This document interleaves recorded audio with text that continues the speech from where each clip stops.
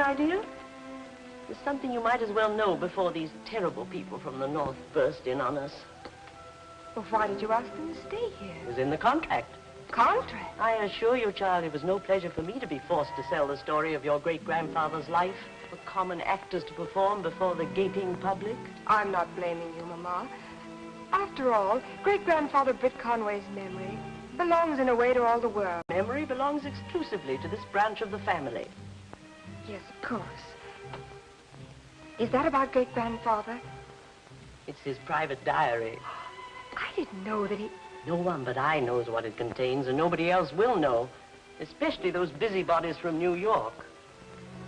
I intend to destroy it. Oh, Mama! If they wish to write about his songs or the more respectable of his verses, that's their affair, but I refuse to have his indiscretions paraded before the public. Was my great-grandfather indiscreet? Everybody's great-grandfather was indiscreet. Your great-grandfather was indiscreet enough to write down his indiscretions. Mama. It would be of no interest to a well-brought-up young lady. Oh, yes, it would. And besides, I'm old enough to read almost anything now, except bits of Shakespeare. Anyway, how can I deny all those rumors in Battenville about great-grandfather, unless I know the real truth? And you know, I think that... Miss Charteris, there's some foreigners here asking for you. Foreigners? Yes. That must be Mr. and Mrs. Kimbrough and Mr. Mont. Yes, and that's what they say the names is. Show them in, Liza Henry. Yes, Miss Charteris. I look awful. Mama, I promise to read only the nice bits.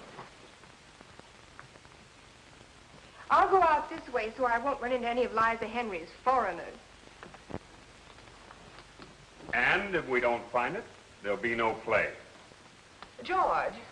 Oh, yes, my love. Straighten your tie. You look like something out of a circus. What's wrong with circus show on the Rex Evans outfit last season? Wonderful people and quite out of the ordinary. If you're looking for a plot... Now, it's very kind of her, I'm sure. Keeping us all waiting like servants. An unfortunate simile, Valerie. Servants these days don't wait. Come on, George. There you are, my little man. Thank you, Mr. Kimbrough. And, stick around. I have a hunch we'll be going back to the planter's house. Okay. How do you do? You must be Mrs. Kimbrough. Welcome to Battenville. How do you do, Mrs. Charteris? This is my husband, George. This is my husband, George Kimbrough, the playwright. How do you do? Oh. Charters, I can't tell you how grateful we are to you for allowing us to invade your privacy this way. Are you from the South, Mr. Mont? No, why? You have such nice manners. Thanks. My dear, you're going to be positively inspired in this quaint old room. Mrs. Charteris, your home is perfectly charming. It simply reeks with atmosphere. Of course, the first thing we have to... The light comes over his left shoulder. My husband is so particular when he's working. Everything has to be just so, but that's genius for you. I'm afraid, Mrs. Kimbrough, your husband will have to exercise his furniture. Has not been altered since my grandfather, Britt Conway's death. That's very interesting. Did the old boy die here? The old boy, as you choose to call him, was killed in a duel defending the honor of his family. How boring. None of my family. Possibly none of your family had any honor to defend, Mrs. Kimbrough. Any day you want a job as a dialogue writer in Hollywood, Mrs. Charteris, just let me know. Thank you, young man. I'll remember that. I'll send for Liza Henry to show you to your rooms. I've given you and Mr. Kimbrough the blue bedroom. It used to be Britt Conway's. I bet you'll get a great kick out of sleeping in... George. And you're in the west room. It used to be my daughter Julie's schoolroom. Sounds delightful. Charming. And where will my husband write? There's a perfectly good writing desk in the blue room. Well, it was good enough for Grandfather Britt to write his... His what, Mrs. Charteris? His verses, of course. I'm afraid there is no other spare room in the house except a small room in the attic that used to be the butler's when we had a... How important it is for George to be completely undisturbed. Really, Valerie? I mean, of course, for the two of you to be completely undisturbed. I don't mind a bit. That is, if the switchover doesn't cause you too much trouble. Not at all. Would you kindly ring the bell, Mr. Kimbrough? And have Liza Henry prepare the room. I'm afraid it... While the others are settling in, I'll take this opportunity, if I may, to stroll around your lovely garden. I'll come with you, Steve. There are one or two points of construction I must discuss with you. No, George. Men are such children, aren't they, dear Mrs. Charteris? harmless, but Joe. You rang, ma'am? Yes, Liza Henry. January 14th, 1859. 11 more days until my beloved Marceline returns from her tour. Each day will seem a full year. Past this interminable period, I have started to compose a ballad to be danced. I have chosen the Pirate Lafitte as my subject. Marceline will be adorable as Queen of the Mardi Gras. Hear the bayou call, saying love is all. Never think about tomorrow or yesterday. This madness we're sharing will live through the night. No thinking or caring. Sorry to disturb you. Oh, no, you didn't. Are you Mr. Kimbrough? No, I'm the Mont half of our disreputable collaboration. Steve Mont. How do you do? I'm... Miss Charteris. Miss Julie Charteris. Not only the great-granddaughter of the famous Britt Conway, but obviously a very charming young lady in her own right. Won't you sit down? Thanks. Does I have such nice manners? No, because you pay such fulsome compliments. You've inherited your mother's gift of repartee. Say, that's an attractive tune. Britt Conway wrote it. Isn't the music box pretty? It was given to him when he married my great-grandmother. Lovely. How do the words go? Mind if I take the music box with me and have a shot at writing Steve to a fellow author? Mr. Mott, I want to ask you a question. Which I'll do my best to answer, providing you call me Steve. Well, then, Steve, what sort of a man are you going to turn my great-grandfather into? In the play, I mean. Well, an interesting one, I hope. Well, that's what I was afraid. He doesn't approve of interesting men. And you, Miss Julie? Oh, I like them. Well, isn't it possible to write a play about a good man and make it interesting, too? Like, like Jefferson Davis or Woodrow Wilson. Was Britt like Jeff Davis or Wilson? No, not very. What was he like? Well, you saw his portrait in the drawing room. I didn't believe for 1 minute that was Britt Conway. Well, I'll have you know that that portrait was painted by a gentleman who comes from one of the first families in Louisiana. It looks like it. I take it back. You're a typical Yankee. Good. I like to see a bit of the Conway flare up in you. It's very becoming. You know nothing about Britt Conway. And I'd have a feeling that nobody around here wants to give me any information about him. No scandal, if that's what you mean. Darling, don't you think those things are a trifle short? Well, long or short, they're better than the rags that we're hanging here. Don't you think the whole effect is rather chic? I guess it's very artistic. The only thing is, it makes me feel dizzy.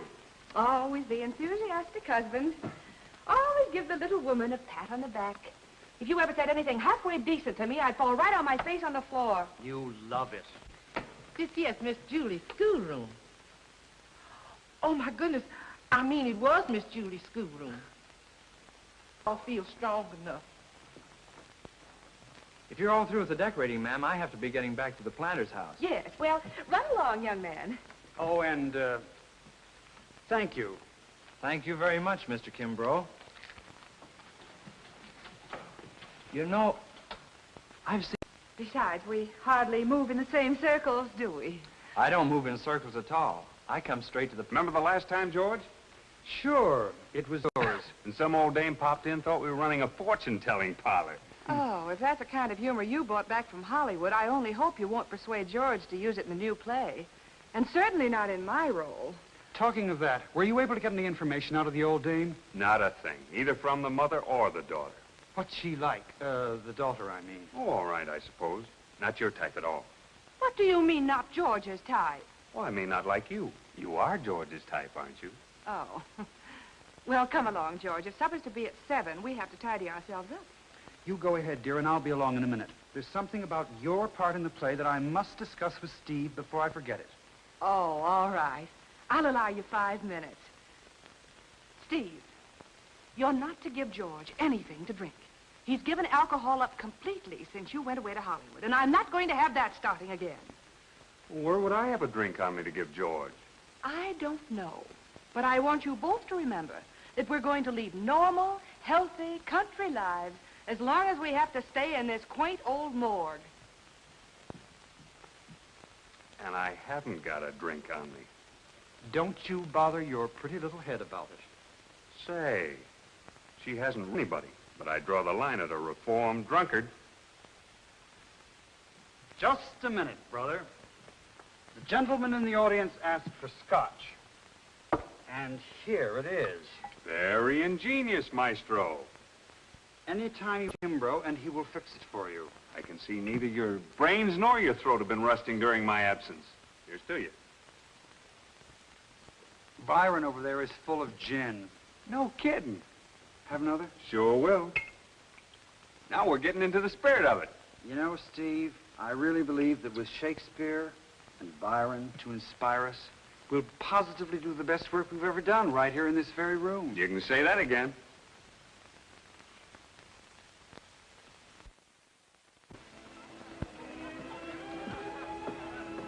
Hey, Marcel, Yes, monsieur? have you any absinthe at this dump? Absinthe is not permitted to be sold by law, and the Chez Marcel is not a dump. Yeah, what is it? It's a bistro. And what's a bistro? Bistro is the French for dump. You'll go a long way before you'll find a sweller gal in Marcel. Stands for no nonsense, either. Isn't she some relation of Britt Conway's? Well, sure. She's his great-granddaughter, just like Julie Charteris. Only the Charteris side of the family put on all the airs. Marcel runs the best dump, I mean bistro, in Battenville. Speaking of Britt Conway, have you run across those two Yankees that's been stopping at the Charteris since last Sunday? Our firm drew up the contract with them for the old lady. What contract?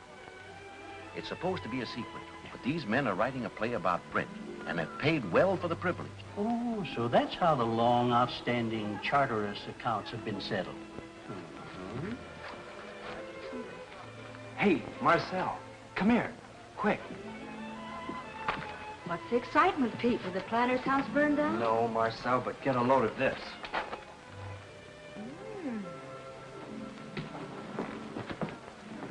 Valerie Volupte, the black lace bombsons of 35. Who's she? I drove them over to the Charteris's last Sunday. You mean the wife of Kimbrough who's writing the play about great-grandfathers? Sure, and it's a perfect setup for us. What is? Let's sit down and I'll explain it to you. Don't you see? These guys are down here to get the real dope on Britt and your great-grandmother, only they've gone to the wrong house. They'll never get anything out of the Charterises, and you can give them the real lowdown. So I walk up to Mrs. George Kimbrough, and I say, "Hey, babe." And she says, "Young man, how dare you?" And then I whip out this paper. Then she faints, blackout, and where are we? Ah, but I'm still there when she comes to. And then I say, "Now you listen to me, kid." And she says, "What is it, honey child?" Being more democratic because of this paper. And I say, "There's a gal in this town called Marcel Conway, and she's a real descendant of old man Britt. What's more, she's got the real lowdown on him, too. She'll sell it to you, but for big dough. Then you people can write the play, and I can act Britt Conway in it. Oh, she'll stall around a bit, and then I wave the paper in front of her face again, and she'll say, 'Okay, pal, curtain.' And then what? Then we'll be married." No, it can't be done. "Why not? I've played bigger parts than that in tent shows." I know, it's not that. Well, is it because of him? Partly. More because of her. Oh, now you're talking like old lady Charteris. Maybe I am, but somehow or other I can't sell Marceline or Britt to a trick like that. Well, the Charteris side of the family have. Perhaps I have more pride about Britt's second wife than they have about his first. What's pride going to get you? It's going to keep me right where I am, doing a decent job in this joint. Being looked down upon by the wives of the guys who slip down here every chance they get to have some fun and a little music and a lot of laughs. And if you want to know the real lowdown, Pete, I wouldn't trade my lot with that of Cousin Julie Charteris for anything in the world. Atta girl.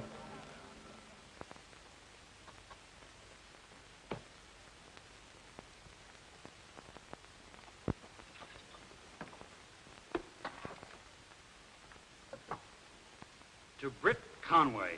To Britt Conway, the most mysterious human being the world has ever known. You ain't woofing, bud. Right. Well, boys, how's it going? Splendidly. Act 1, Scene 1. Garden of the Conways' estate. As the curtain rises, a chorus of Negroes are harmonizing Britt Conway's famous spiritual, Sweet Sunday. God, I'm already yawning. Ah, but you ain't heard nothing yet. As the voices finish to thunderous applause, a magnificent specimen of young manhood emerges from the house.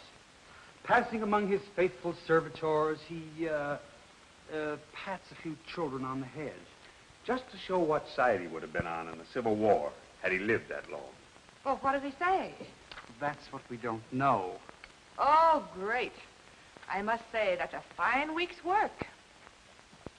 Well, my dear, don't forget that the walls of this house reek with romance and dramatic intrigue. You remember, dear, the walls of this house may have ears, but they don't talk. It's really not our fault, Valerie. We've been completely hamstrung by the contract Mrs. Charteris made with us. We're not allowed to put anything in the play that can't be proven to have happened. And the old lady, who apparently is the only living person who can give us that proof, point blank refuses to do so. And as you very well know, compared to Madame Charteris, the Sphinx is a positive chatterbox. Well, it's up to you, Steve. What do you mean? Nonsense. Julie's a swell kid. Has Steve tried to get anything out of her in the way of information? Limit. One cannot treat a Southern girl as though one were a district attorney. And on the other hand, one cannot write one's play if one has nothing one can put in it, can one? One cannot. And it looks as though two cannot either. Seriously, George, I think we ought to go back to Lord Byron. Great idea. Well, I mean to say, I think that Steve and I ought to have one more go at licking the Conway proposition. Well, all right, boys. But if we don't get anything out of the committee meeting this afternoon... Gee, I forgot. I look awful. I have to change my dress. Do we have to go downstairs? I can think of nothing drearier than a group of clubwomen laboriously discussing how to make this year's Brit Conway Festival more lugubrious than last year. We certainly do have to go downstairs. And furthermore, here's our plan of campaign. I shall dazzle the club ladies. Steve, you concentrate on Julie Charteris. And George... What can George do? I shall commune with Shakespeare. I'm sure I can get something out of him. If there's any left. What's that? Who's that now? Probably the ghost of Brett Conway. Oh, come in. Oh, right in. What a perfectly charming dress. It's exactly like the one I came out in. Remember, George? The only dress I ever saw you come out in was the one you came out of in the Follies of Let Me See. Come on, George. We must tidy up. This charming guest arrived. Well, the meeting begins at 4:30. That's what I came here to tell you. Oh, then we must rush. Steve, aren't you lucky you don't get all messed up and untidy? Of course. I should go and help Liza Henry with the lemonade. Nonsense, my dear child. Now, you two young people, get Steve to show you how his model theater works. It's perfectly fascinating, isn't it, George? Isn't it, George? Yes, of course, if you have anything to play in it. Are you sure I haven't interrupted your work? Well, of course not. Anyway, I thought writers just sat down and wrote. let you in on a little secret, Miss Julie. Unless they have something to inspire them, writers just sit down, period. And you have nothing to inspire you here. I have enough inspiration right here for at least a dozen love sonnets, but not about Britt Conway. Oh, I see. I'm sorry. As a matter of fact, in the past week, I've been in... Really? I'd like to see how we work out love. You stand over here. You'll be the audience. I'll work out the set. What are you going to use for scenery? Well, here's the tree. Here's the well. Now all you need are the actors. Here they are, right here on this bench. And you work out the love... Boy and girl have the inevitable little quarrel. We're going to do this and dance for them. Quarrel? Well, just a lover's misunderstanding. When this happens, the boy's very hurt. He's falling in love. Well, what does happen? You'll see.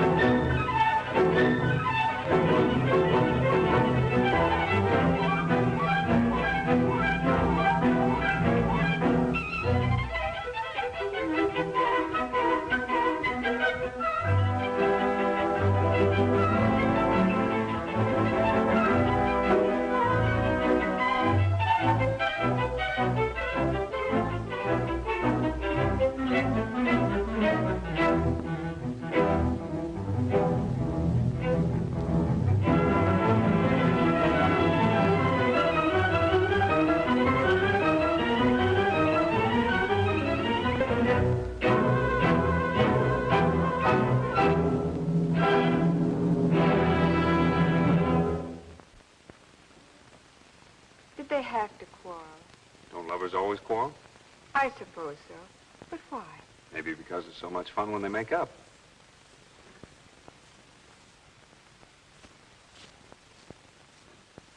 They're finished, isn't it? Miss Julie, the ladies are beginning to arrive now. I done told Miss Charters that you always help me with the lemonade. I can't keep on saying that. Y'all better come downstairs now. Won't you sit down, ladies? My daughter will be here immediately. Excuse me. You, I believe, are Miss Lanning? Indeed I am. Indeed I am. Well, isn't that nice? Oh, I can't tell you how proud I am, Mrs. Charters, to become social editor of the Battenville Gazette.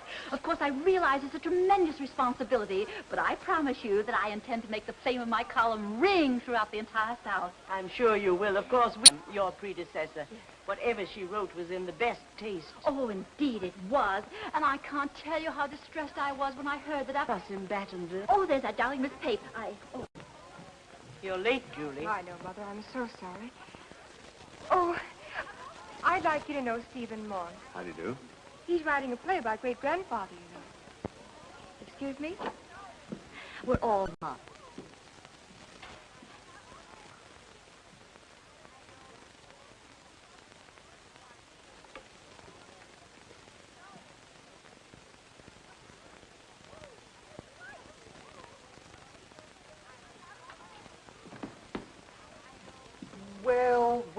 Well, what have we? No nectar, but this here's lemonade punch.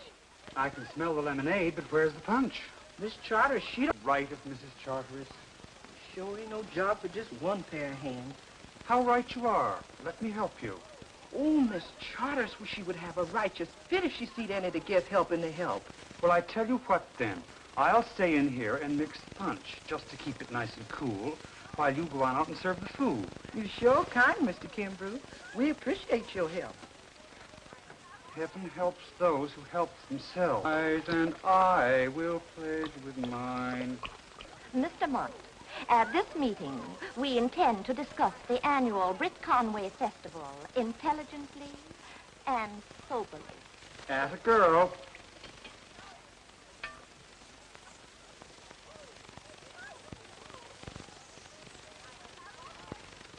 George, dear.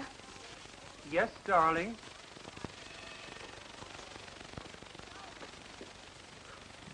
How do I look, darling? It's simple, but somehow I think it has chick. Oh, it's a knockout. I'll say it is.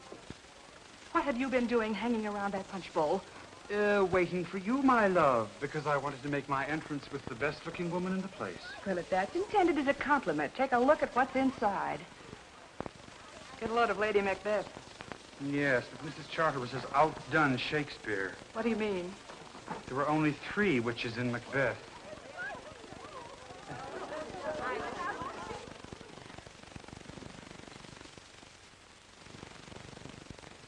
Ladies, I want you to meet Mr. and Mrs. George Kimbrough. What a clever idea of yours, Mrs. Kimbrough, to come to the meeting dressed for the festival. Oh, what a delightful bon mot. Oh, I must write that down for the Gazette. Mr. Mott, how did it go? Right over everybody's head. Oh, you're all so brilliant and witty. Poor little me. I feel quite out of it. Oh, not at all. Liza, would you give Miss Lanning some lemonade? Yes, sir, Mr. Mott. Liza Henry's lemonade punch is famous in Battenville, I'm told. Oh, really? Yes, ma'am. I reckon this lemonade punch is going to make history. Why so pensive, Miss Julie? The lovers did get together, didn't they? The end of the dance. Lovers always do if they're honest with each other. Yes, I know, but you can't Yes, always... you can, if you're truly in love, as these 2 are. My play are not purely imaginary. Oh, there you are, dear Mr. Mott. This is the most delicious punch. Oh, silly me. Punch. In my opinion, this year's Brit Conway Festival should be conspicuous above all for its dignity. Oh, thank you. I will. Some lemonade, darling? No, thank you. For once, I'd like a real drink, and a stiff one at that. I'm perfectly satisfied with this. Oh, Mr. Kimbrough, that delightful Mr. Mont has just told me that you and he are writing a most fascinating play about our own Britt Conway. I'm Miss Lanning. Oh, Mrs. Kimbrough, I'm in the Battenville Gazette on Sunday, perhaps. Somehow or other on Sunday, they allow us to be just a little more, how shall I put it, risque. If Battenville can take it, I can. Oh, and Mr. Kimbrough, I suppose Mrs. Charters has told you all the details of Britt Conway's fascinating life story? Oh, yes. Mrs. Charters has confided in me, confidentially, of course, that Britt Conway was born, was married, and died. I was even able to wheedle the dates out of her. Oh, how fascinating. And I suppose you were able to obtain material from the other Conway descendants? Who's that? Oh, a young woman by the name of Marcel Conway. She runs oh, how shall I put it, cafe in the other part of town, of course. It seems that Britt had oh, how shall I put it, romance with the girl's great-grandmother. After his first wife died, of course. Britt Conway was a gentleman. And where did you say this young lady lives? Oh, I wouldn't know that, really. We young ladies of, how shall I put it, breeding, never patronize a place of that, how shall I put it, Ilk. Just so. Thank you. And now, ladies, I think it's time for the committee meeting to commence. George, you stay here. I'm slipping out. Can't take it anymore, huh? Well, I don't blame you. Somehow I'm going to find out. Why don't you ask my boyfriend, Pete? He knows everything. Pete? Yeah, you know the boy at the hotel. The one who thought he knew you when. It's the first bright idea you've had in a week. Now, listen. I'll take Steve and we'll find this dame if it takes all night. You stay here and amuse these Going in the aisles. Let's forget about tomorrow or yesterday. This magic we're sharing will live through the night. Bravo! These exquisite, my dear child. How would she be playing her own great-grandmother opposite me as Britt? Well, whoever told you my husband would cast you as Britt? Well, it's like this, Miss Volupty. You see, it's just like I said, only she forgot to say... Young man, how dare you? I'm sorry, Mrs. Kimbrough. Since 1935. Oh. Well, I want you to know I was the greatest band dancer on 42nd Street. Lace job. Of course, I never used swing. I always had my own music. Classy stuff, you know. I used to start out with just a little teeny bump. And then I really got going. And by the time I hit center stage, yeah. Oh, Miss Conway, this young man brought us around here because we understand that you're a lineal descendant of the... My husband is writing a play. And you want the real dope on great-grandfather. I'll say we do. Your cousins, the Charteris family, may be very excellent people, but they seem to know remarkably little about their own ancestor. Yeah, and what they do know, they're not telling. I'm sorry, but I'm not selling ancestors this year. Oh, that's too bad. That means that George and Steve will be forced to use the rather dull story provided by Mrs. Charteris. Dull? Why, the fellow was dynamite. You bet he was. Well, not according to your cousin Julie. She paints him as a saintly boor whose only romance was a rather insipid Victorian courtship of her great-grandmother. That's a lie. Britt had one great romance, and that was with Marceline. Well, there were other romances in his life, but his first wife probably meant less to him than any of them. He didn't fight duels over her as he did over Marceline. And he didn't write love songs to her, but he did to my great-grandmother. He wrote a song to Marceline? Sure he did.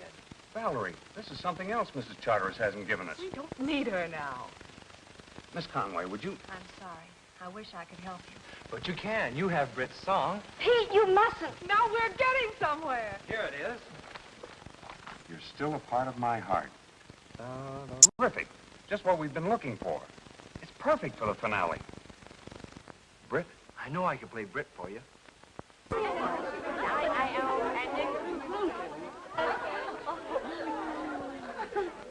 I know you will be pleased to hear that those eminent men of letters, Mr. George Kimbrough and Mr. Stephen Mont. Ooh, I'd like him for Christmas.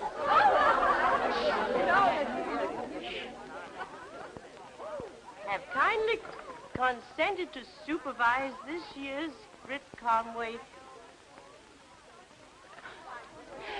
Festival.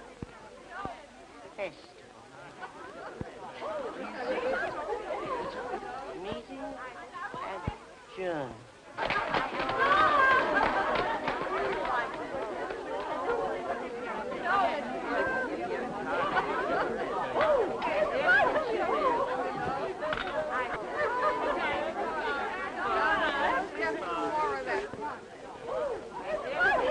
Goodbye, Mrs. Charterish. I must say, I never tasted a more delicious lunch. I shouldn't have come here. They don't come into my place. Why should I barge into theirs? Oh, don't be silly.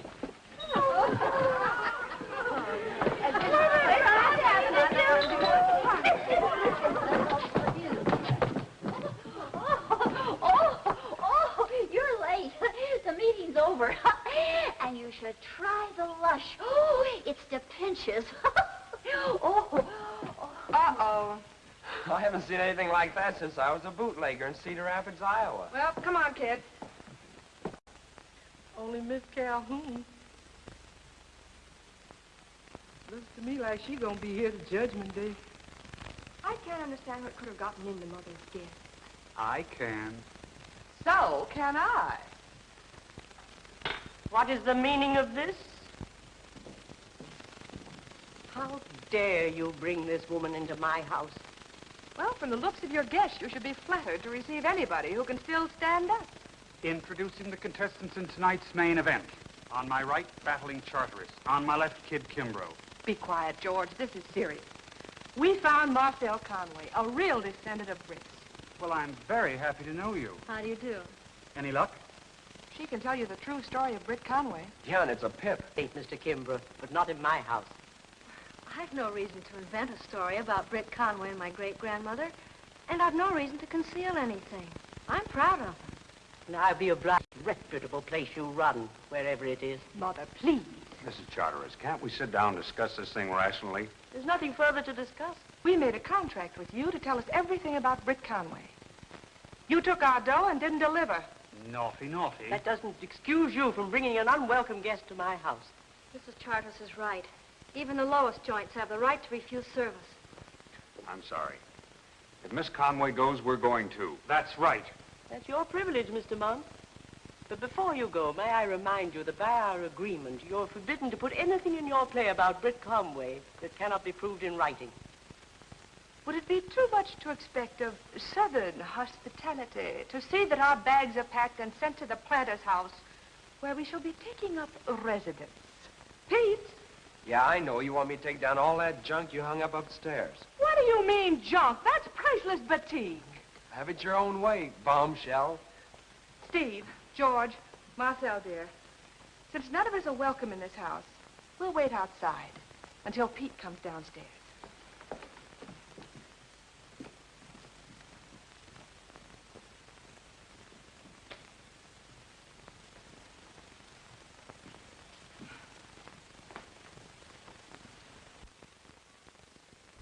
You know, George, I think I'll hang the drapes in here before I put the batik over my bed. Oh, Val. Why not? You boys are all set now, thanks to me. Marcel gave you enough material for 3 operettas. Incidentally, I think she'd be swell as Marceline. And what's the good of that, Valerie? You heard what Mrs. Charteris said. Unless we have proof in writing, she'll never give her consent. Don't be too sure. Get a look at this. Plans for Britt Conway Festival by Eurydice Lanning, Society Editor. At the magnificent home of the genial Mrs. Ambrose Charter, the advisory committee for the Britt Conway Festival was royally entertained on Tuesday afternoon. The delicious.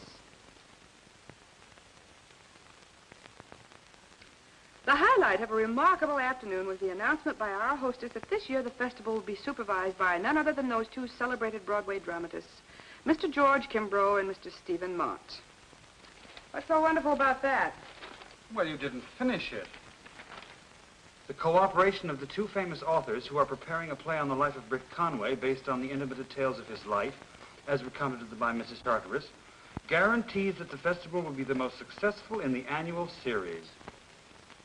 And for this, we have to thank Battenville's leading citizeness in social life, Mrs. Ambrose Charteris. Oh, What difference will that make? obviously you've never lived in a small town. Hey, folks, guess who's here? Miss Julie? No, the old dragon herself. How nice of you to drop by, Mrs. Charteris. Won't you sit down? Thank you, I will. I'm not as young as I was. We've just been reading about you in the Battenville Gazette. Yes. It was because of that I came here. The Lanning woman is obviously mentally defective. But the fact remains this idiotic article has placed me and my daughter in a most difficult position. How true, how true. On Tuesday of an unpardonable breach of etiquette under, I must say, extremely provoking circumstances. You ordered us out of your house. That's not quite true. We offered to leave, and Mrs. Charteris agreed. Let us say that I acted hastily. To put my cards on the table, I need you to ensure the success of the festival. And in what way do we need you? I happened to be rummaging in an old bureau today, and I found some papers. No doubt. On the contrary, they contain what I believe you Broadway people refer to as some hot stuff. So the deal is, we come to the festival, you give out the dirt. That is so. It's a deal. Okay by me. On one condition, Mrs. Charteris. My husband and Mr. Mott are to be in complete charge of the festival, including the songs that are sung and danced. Provided they're genuine songs by my grandfather. Oh, they'll be the real McCoy. And over the choice of performers. You mean? Those are my terms. Take it or leave it.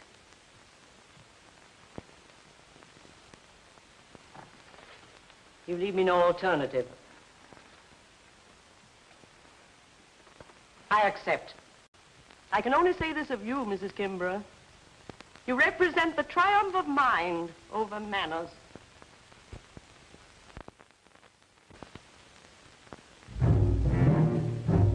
Saying love is all.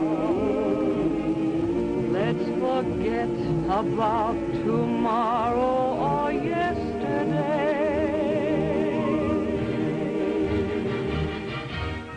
This magic we're sharing will live through the night. Somehow I feel Britt wrote this with his heart. Thinking not caring if it's wrong or right. Creoles chatting low tell us this is so.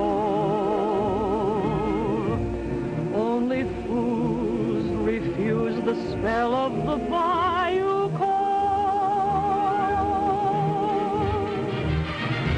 Love is ours tonight, and bright. We'll obey the bayou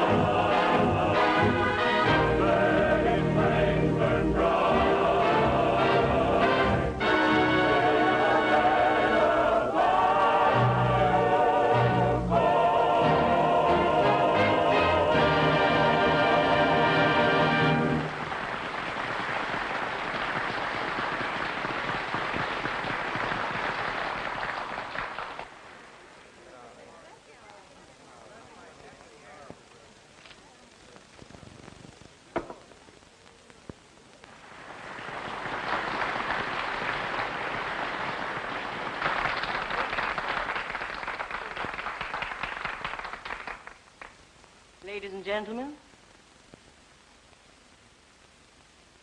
It had, on behalf of my grandfather, Britt Conway, for the performance here tonight. But I find I am unable to do so because the exhibition we have just witnessed in no way represents the character and ethical point of view of my illustrious ancestor. Oh, but it does. And I warn these gentlemen that if they dare to perform what we have just seen in New York or anywhere else, I shall sue them for vilifying the character of Britt Conway. What do you know about Britt's point of view character? I have no intention of entering a public debate. That's because you're afraid to. I'm not. You and your daughter are ashamed of Britt. Oh, you look smug when his name is mentioned. But you're scared to be proud of him as he ripped away. I'm telling you, he was twice as great the other side of town. Speak a little slower, will you, dear? I'm a bit rusty on my shorthand. That's all. Can't waste any more time. I'm going back to the Chez Marcel where your husbands, that is, if any of you ladies are lucky enough to have husbands, are probably waiting to have a drink and some laughs with me. Sorry, Steve, if I've messed up the chances for your play. Well, that's all right. Julie. Yes, Mama. Kindly escort me to the house. I must remind you, Mrs. Charteris, we made a little deal with you the other day at the hotel. I advise you to consult with my lawyers about that. And what about the Britt Conway papers you promised us? Your memory must be playing you tricks, Mr. Kimbrough. Good evening to you. Steve, there's something I must tell you. I'm afraid there's nothing you could tell me, Miss Charteris, that I'd believe. Come on, let's go to Marcel's place. We need some fresh air.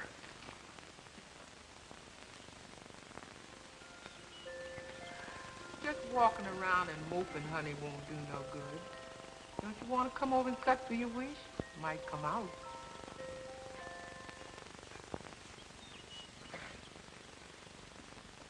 I wish I were dead. When you tell your wishes, they don't come true. I tell you, Miss Julie, what we'll do. Look, honey, now here's how your fortune starts. Now this here's your picture, the Queen of Hearts. Look at how she frowns. That means your heart is aching. And if I ain't mistaken, it's on account of this here Jack. I do believe it's Mr. Steve. Miss Julie, honey, the reason why you're feeling bad is 'cause you're holding back something he ought to have. This Two of Hearts. Now that means a man and woman's story. A man and woman that long ago been gone to glory. I reckon it's about Mr. Britt. Miss Julie, you just won't admit to Mr. Steve your grandpa was a natural man. And honey, ever since the world began, men folks has been men folks. Don't you understand? Well, that story would bring shame on the family name. Well, there ain't many men the Lord picked out to write real music. And if it's Mr. Britt's life you begrudging, then, honey, you cause yourself better judging than the good Lord himself. You're right, Liza Henry. I must get Britt's diary to him. But how? I don't want Steve to think I'm chasing him. I guess the Lord will forgive me for what I did. So here's the old diary. And for hiding, I'm amply provided. Give that old dragon the works. It was a dumb thing to do, really. The boys lost a chance to do the play, and now I won't be able to show people what Marceline was really like. Yeah, and Broadway will never see me as Britt Conway. I know. It's tough on you, Pete. It's tougher on Broadway. Guess I'll have to go back to the trapeze act. Is there anything you haven't been? Yeah, married. But we'll fix that, won't we, honey? Excuse me. Marcel, I had to come to see you. Why? I have something for you. I can get along quite nicely without hush money. I don't have any money. Marcel, I have to speak to you. Privately. Privately meaning without me? Pete, would you mind running downstairs? Yeah, I know. I've played these scenes with tent shows. Why did you come here?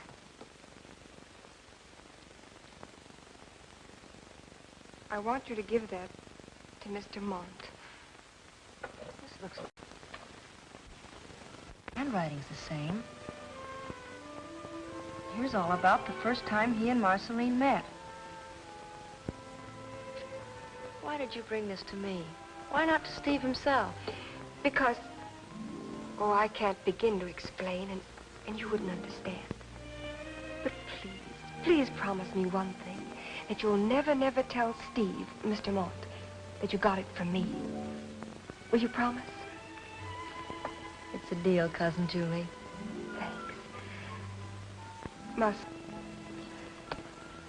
And Mrs. Britt Conway really did marry your great-grandmother. Thanks. Oh, well, thanks anyway.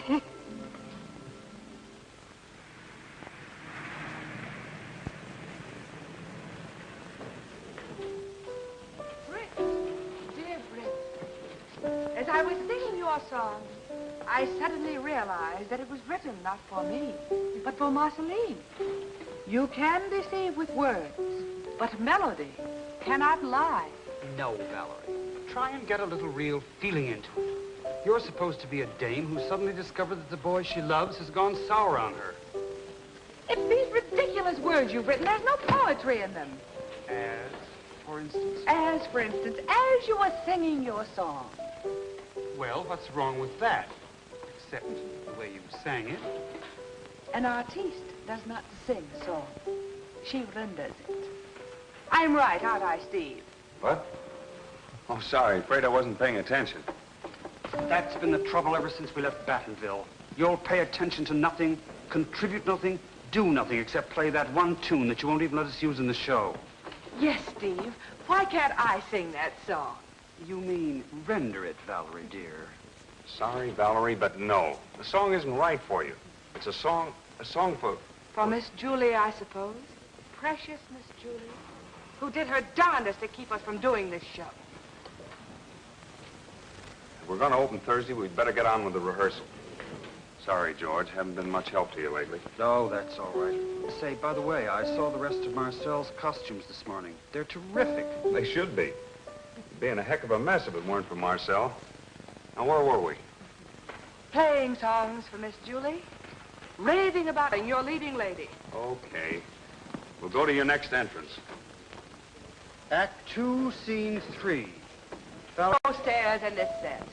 I know, my love, but if you have an ounce of imagination, or even a modicum of memory, try and picture the Charteris household and imagine yourself walking down the steps.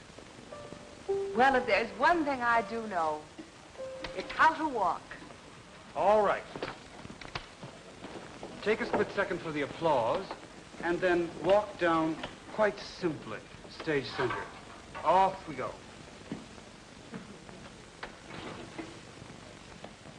Oh, what have I done to deserve this?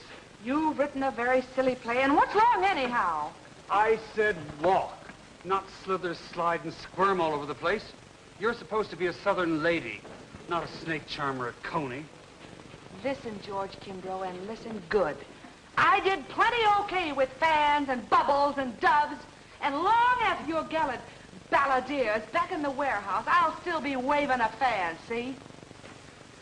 I shall now retire to my dressing room until you are ready to render your apology.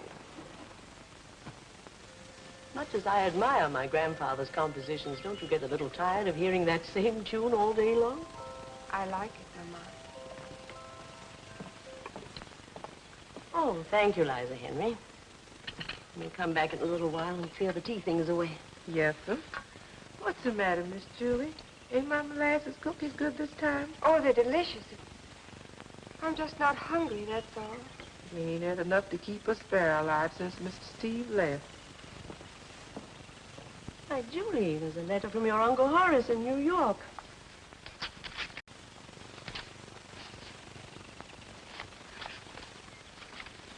What can this be?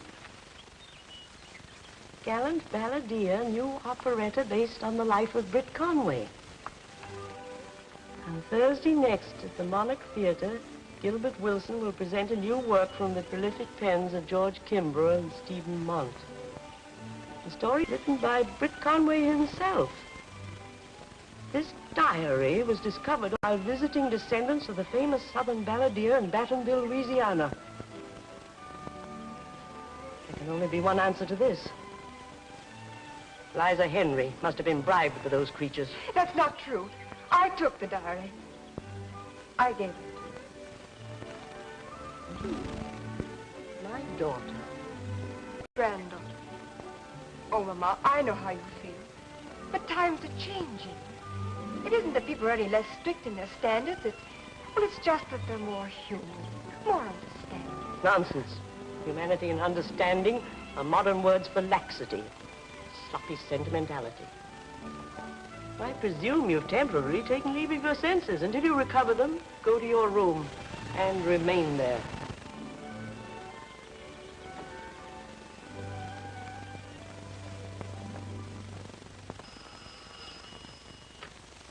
Ladder's house? Yeah? Yeah, this is Pete. Who are you? Julie? Oh, Miss Julie Charteris. Why, yes, Miss Julie. I guess I know most everything. Where could you pawn an antique music box? Now, let me see. Oh. Curtain going up. Take your seats, please. Curtain going up. Take your seats, please. Curtain going up. Take your seats, please. Curtain going up. You'd think after 15 years it would get better, but it doesn't. Remind me to close my eyes when Valerie makes that entrance down the staircase.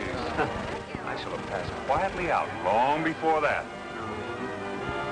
Say, there's John Furbank of the Morning Courier. Give an ear and find out what kind of a mood he's in. I'm so nervous I've gone stone deaf. Okay. I feel I'm going to enjoy this. What's wrong, dear? Never should have eaten those oysters.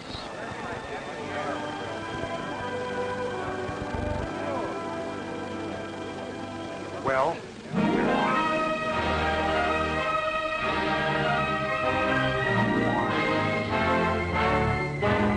never again. Oh, it's 9:10 already. We'll never get there before the end of the play. It's tough on you, Miss Julie, but I guess it'll run more than one night. Attention northbound passengers for New York. The bus has been repaired and is now ready to leave. When will we get to New York? Your bus will arrive at the 42nd Street Terminal at approximately 10:55 p.m. Take your seats, please. It's wrong or right, Creoles chatting low, tell us this is so. Only fools refuse the spell of the bayou cold.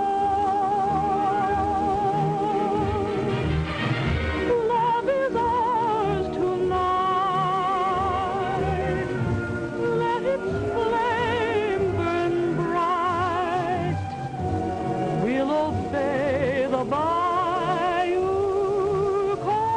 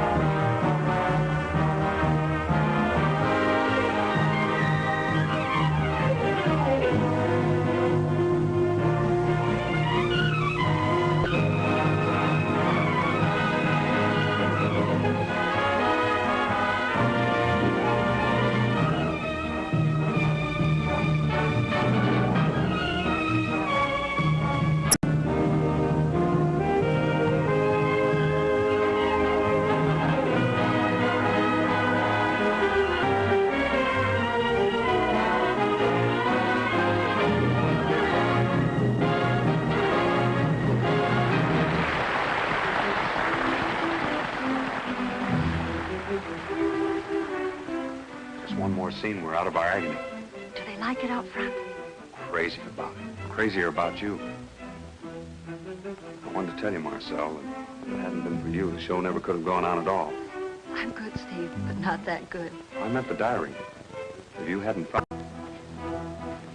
Steve, dear, I'm going to do something I've never done before. I'm going to break a promise. Promise? I didn't find that diary. Julie Charters brought it to me and made me promise I wouldn't tell you where it came from. Julie? Huck, and she got it into her head that you and I were in love. Which is silly, because apart from knowing that you and Julie are, Pete and I are.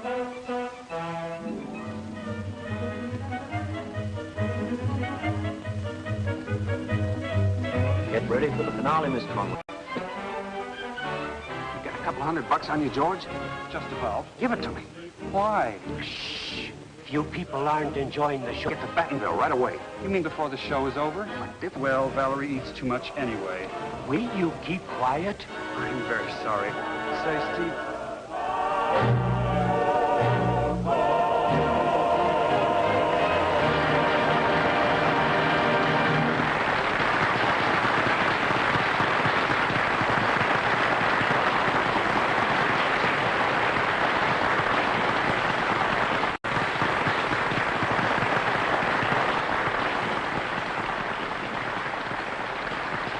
My girlfriend, Marcel, taking her call. Is she gorgeous? Sure. Who's that guy taking the call with her? Horn. Excellent. What's that music there? Wasn't written for the public. Song for Miss Julie.